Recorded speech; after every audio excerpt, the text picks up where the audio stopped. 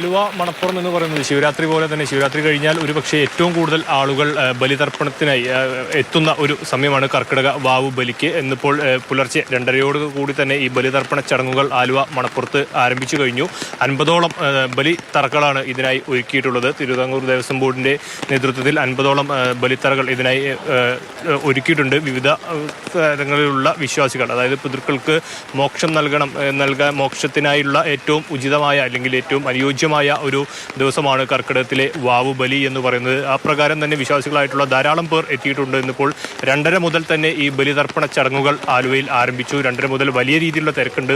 നമുക്കറിയാം ആദ്യകാലങ്ങളെല്ലാം എറണാകുളത്തെ തന്നെ ഒരു ഏക കേന്ദ്രമെന്ന് പറയാം ബലിതർപ്പണ ചടങ്ങുകൾക്കെല്ലാം. അത്തരത്തിൽ ആണ് ആലുവ പ്രസിദ്ധമാവുന്നത്. ആലുവ ശിവരാത്രി മണപ്പുറം അങ്ങനെയാണ് പ്രസിദ്ധമാകുന്നത്. പിന്നീട് ഇപ്പോൾ എറണാകുളം ജില്ലയിലെ വിവിധ ക്ഷേത്രങ്ങളിലും ഇതുമായി ബന്ധപ്പെട്ടുള്ള ബലിതർപ്പണ ചടങ്ങുകൾ ഉണ്ടെങ്കിലും ആലുവയിൽ വന്ന് ആ ഒരു ബലിതർപ്പണ ചടങ്ങുകൾ നടത്തുക എന്ന് പറയുന്നത് ഓരോ വിശ്വാസിക്കും, പഴമക്കാരായിട്ടുള്ളവർക്കും ഇപ്പോൾ നിലവിലുള്ള പുതിയ തലമുറകൾക്കും അത് നൽകുന്ന ഒരു വിശ്വാസം അത് വേറെ തന്നെയാണ്. അതിൻ്റെ പ്രകാരം ഇപ്പോഴും വലിയ രീതിയിലുള്ള ആളുകൾ എത്തുന്നുണ്ട്.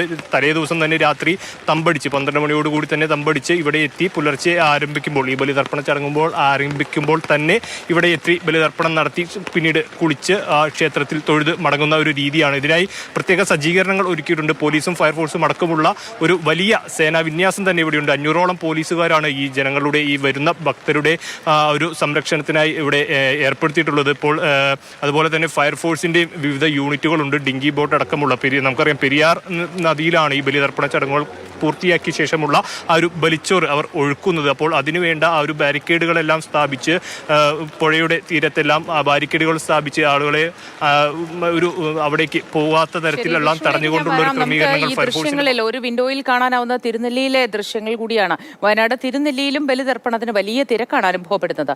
പാപനാശിനി കരയിൽ 100 കണക്കിന് ആളുകളാണ് പുലർച്ചെ മുതൽ പിതൃപുണ്യത്തിനായി കർമ്മങ്ങൾ ചെയ്യുന്നത്.